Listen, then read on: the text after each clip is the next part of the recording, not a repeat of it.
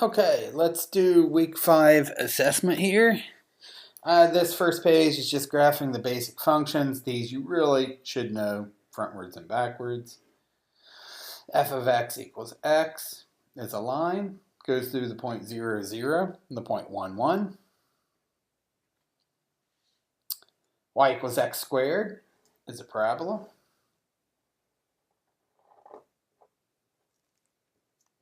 Goes through the points 0, 0, and 1, 1. All of these are going to go through 0, 0, and 1, 1, except the last one. Y equals x cubed. Looks like that. Goes through 0, 0, and 1, 1. Square root of x. Goes through 0, 0, and 1, 1. You may be seeing a pattern here. Cube root of x. We'll see later is the inverse of x cubed. Has a shape like this. Kind of looks like 2 of the square root of x, even though it's not quite. This guy should have a little arrow on him. Also passes through 0, 0, and 1, 1. Absolute value of x. That's the v one. It's technically 2 half lines, 2 rays. That one has a slope of 1. This one has a slope of -1. Passes through the point 1, 1. And then 1 over x, the only one that doesn't pass through the point 0, 0, has a vertical asymptote at y equals 0, or x equals 0, a horizontal asymptote at y equals 0, and it looks like this. Does pass through the point 1, 1, though. Okay, domain and range on all of these. Domain is the set of all the x values we're using. Here we're using all of the possible x values. Domain is all real numbers. Range, also all real numbers. Here on x squared, domain is all real numbers. Range, the y values we're using. We're not going below the x-axis, no negative y values, so the range is 0 to infinity with the bracket on the 0. X cubed, we're using everything left and right. Domain is all real numbers. Range is also all real numbers. The graph goes all the way up and all the way down. Square root of x, we're only using positive x values and 0. Domain, that's a D. Domain, 0 to infinity, that's a parenthesis. Range, also 0 to infinity. We're only using positive y values. Cube root of x goes all the way left and right. Domain is negative infinity to infinity. Range, this thing goes all the way up and down. Also negative infinity to infinity. Absolute value of x. Domain is all real numbers. Range, we only go from 0 and up. All of this is in the other video, by the way. 1 over x has a domain not allowed to divide by 0. So 0 is not in the domain. That's all real numbers except 0. Remember, that is a fancy way of saying all real numbers except 0. Range turns out to be the same thing because we never use y equals 0. We have this horizontal asymptote here. We'll look at horizontal asymptotes quite a bit later. Range is also all real numbers except 0. Okay, so that's page 1. Page 2. We're checking to see if functions are even, odd, or neither. To check that, we evaluate f of negative x, and we see what happens. So we replace all the x's with a negative x. 3 times a negative is a negative 3x minus 1. Now we check. Is this equal to the original function? Did everything stay the same? The answer is no. That's a positive. That's a negative. It's not the same, so not even. That says, you guys complain about my handwriting. That says not even. Is it exactly the opposite of the original function? No. That -1 did not change. Everything has to change to be odd, so it's not odd. That means this guy here is neither even nor odd. A quick check is to look at all your powers of x. If they're all even powers, you got an even function. If they're all odd powers, you got an odd function. That's x to the first power. That's an odd power. Constants are x to the 0. There's no x there. That's an even power. This guy's got a mixture of even and odds. If you're mixed together, you're neither. Okay. This guy, I replace all the x's with a negative x. When you square a negative, it kills the negative. Negatives to an even power, negative dies. Negatives to an odd power, the negative lives. That's a negative to an even power. Negative x squared is just x squared. We squared away the negative. That's equal to the original. That's the same thing we started with.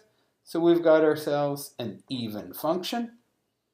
We could check that because the only exponent is an even exponent. This guy here, absolute value of x, g of negative x. That's what we try every time. Plug in a negative. Replace all the x's with a negative x. Absolute value kills negatives. It's just like squaring something. Well, I mean, it doesn't square it, but it kills the negatives. Absolute value of negative x is just absolute value of x. That's the original. We've got ourselves an even function. That power game doesn't work with absolute value because it's not a polynomial. It's not written as x's to a power. Okay, let's look at this guy before we do any work. Odd power. Odd power. Odd power. This is going to be an odd function. But 8 isn't even, I don't care about the coefficients. I only care about the powers. Don't care about the 5, the 8, the 3, the 4. I only care about the exponents, the 5, the 3, the 1. So let's replace all the x's with a negative x.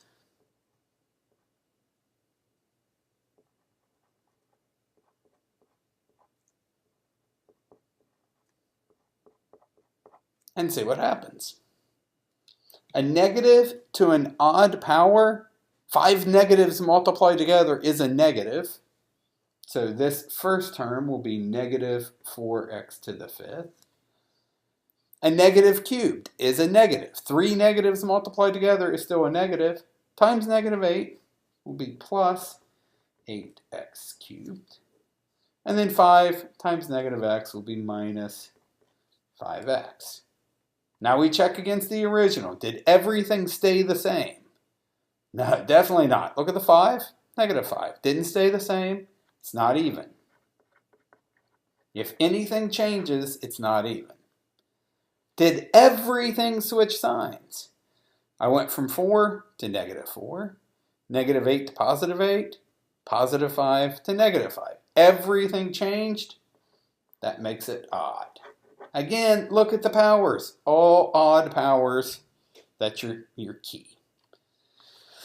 Okay, this guy, we are sketching a graph of x minus 5 cubed plus 2. First thing we think is our basic graph. Here's y equals x cubed. Now we're going to shift this right 5, up 2. And when you're first getting started, it's okay to do this in stages. You can go right 5. Again, when I'm moving these, I don't move every single point. I grab onto this point here at the origin, and I move it over. So 1, 2, 3, 4, 5. That's where that little turning point now is going to live. When you're not very good at graphing x cubed here, here's a little trick you can use. Graph it in two separate motions. Go like that and like that. So this is y equals x minus 5 cubed. Now we're going to take that graph and go up 2. So, up 2. 2, 3, 4, 5. So again, I'm just going to take this point and go up 2 with it. It will now be at the point 5, 2. And again, if you're not very good at graphing it, do it in two separate motions. So here's our final graph. This is y equals x minus 5 squared plus 2. So if we're going to circle something, let's circle that. Okay. Next page. We're going to graph, oh wow, this guy looks nasty. We've got a horizontal shift, then a reflection, then a vertical shift. That's your order. Horizontal shift, reflection, vertical shift. First, we start with our basic graph. Y equals square root of x.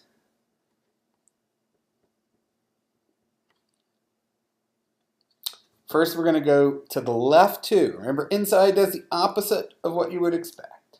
So I go left 2.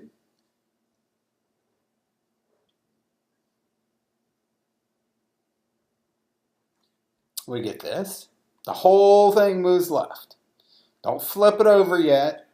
We're just moving left 2. This is y equals square root of x plus 2. Next, we do this flip. That's a negative outside. Negatives outside, flip vertically.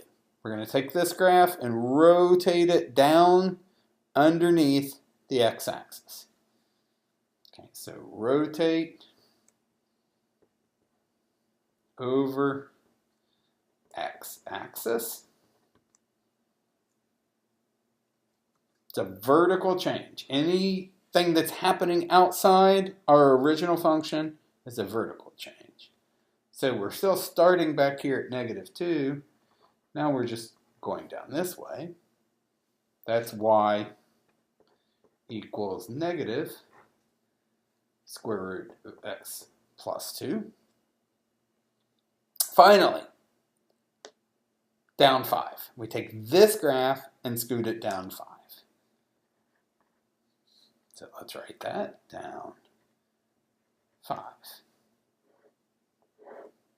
Okay, again, I'm going to take this little corner, I guess you would call it, this end point here, and scoot it down 5. Right now I'm at negative 2, 0. So I'll be negative 2, and I'll just come down 5. Start it down here, and it's going to keep going down. I just scooted everything down. Here's my final graph. I could put in a longer axis if I need to.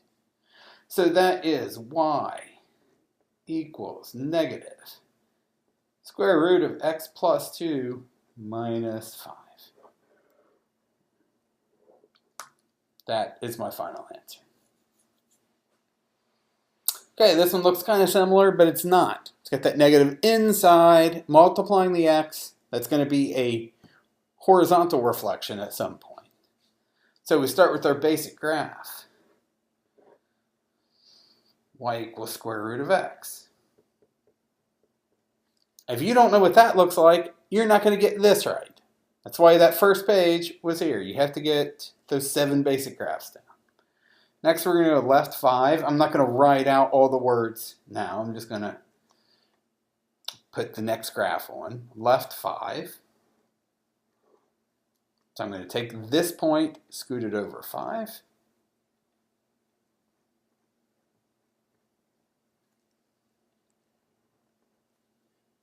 So I do like to write what I've graphed here. This is y equals square root of x plus 5. This guy gets flipped over. I've got a negative in front of the x. That's a horizontal flip. So I'm going to rotate around the y-axis here. So this little piece here is going to rotate and land here. This piece here is going to rotate this way. Everything gets rolled around. Think of it as literally flipping it over. Okay, so this point that was at, let's see, negative 5, 0 is going to rotate over and land at positive 5, 0. My graph now, instead of running to the right, is going to flip over and now go to the left. So I'm going to get a graph that looks roughly like this. This is y equals square root negative x plus 5. And then finally, we got one more step. We take that graph and scoot up 3. So I'm just going to take this point, 2, 3, 4, 5, go up 3, and my graph will look roughly like that. It's just a rough sketch. Don't worry about it. Notice I didn't even try to find the y-intercept here. We're just trying to do a rough sketch. This is y equals square root negative x plus 5 plus 3. Okay, last page, I think. Do we have another page? Yes, we have some more pages. Oh, we got a couple more pages. I lied to you. Okay, the average rate of change for some function over some interval is f of the bigger one minus f of the smaller one divided by bigger minus smaller. That's a formula you just have to memorize. If you're like, where'd that formula come from? You haven't memorized it yet. You were supposed to already memorize that. This is just change in y over change in x. It really is just a slope. Okay, so b is your bigger x value. A is your smaller x value. So I want f of 5 minus f of 2 over 5 minus 2. Okay, so let's find those here on the side. F of 5 would be 5 squared, 25, plus 3 times 5, 15, so that would be 40. F of 2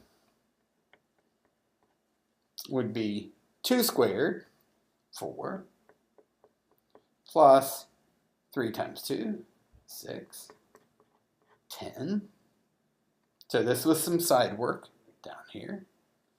So then our average rate of change will be f of 5, 40, minus f of 2, 10, over 5 minus 2. And what do we get? That looks like 30 over 3. I think we get 10. That means if you were to graph out this function, and on that graph plot the point 2, 10, and the point 5, 40, and draw a line between them, the slope of that line would be 10. Okay, all those were easy. Let's do a difference quotient. This one's going to be a little more challenging. So we want, here's how I want you to write it out too. F of x plus h minus f of x all over h equals, and now we start writing this out. This is the way it starts. You have to write this group of symbols, an equal sign, and then start writing stuff, and I'm going to keep going straight down with my equal sign until I get to the end. F of x plus h means replace all the x's with an x plus h.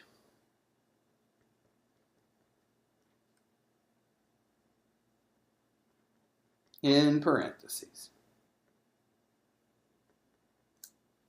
That's f of x plus h minus f of x. F of x is the original.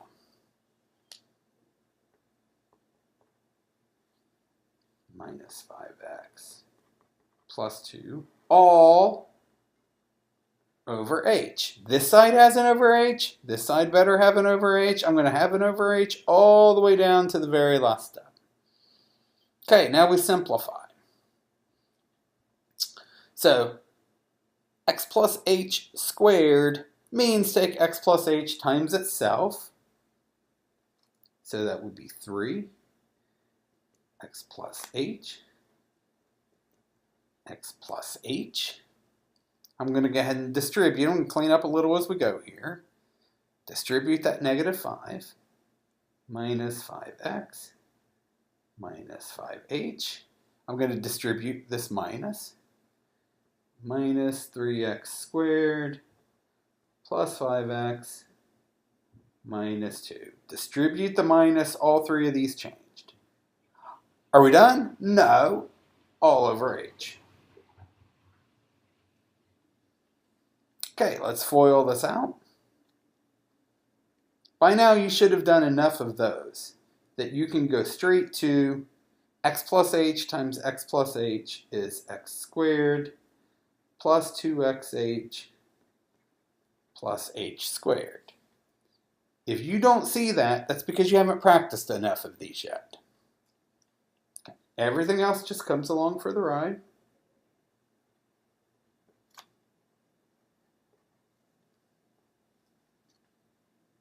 I lost my plus 2 somewhere. This plus 2 got lost. Bring it in there. Plus 2. See him right there? That should have been right here.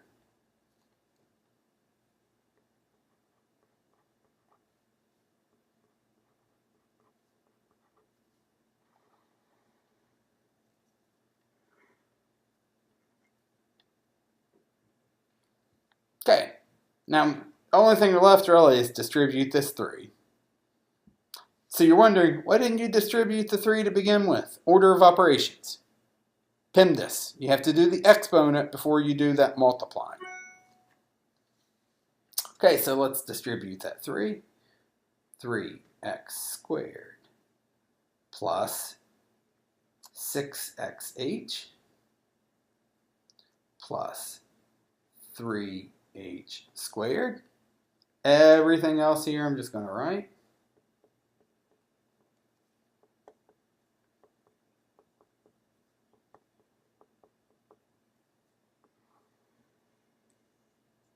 Don't forget the all over h.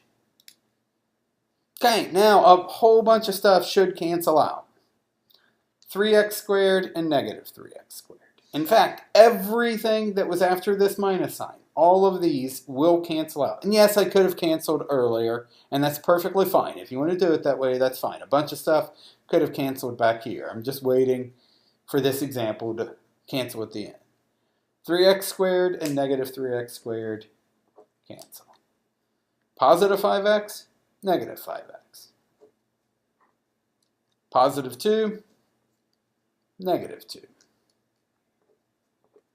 Notice everything that's left, 6xh, 3h squared, minus 5h. Everything has an h left in it on top.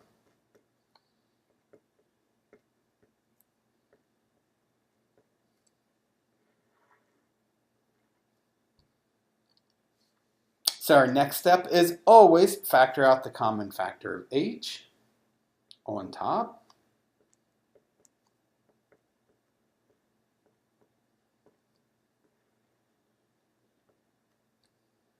Cancel out the h and write down what's left. Your final answer will generally have x's and h's and numbers, not always, but usually. The next example we don't end up with an h. That's okay. All right, this is what your answer should look like. Everything you see written here is part of the solution. And if anything's missing, then you've done something wrong. Okay, one more example. This one will actually be a little simpler. Okay, we want to calculate the difference quotient.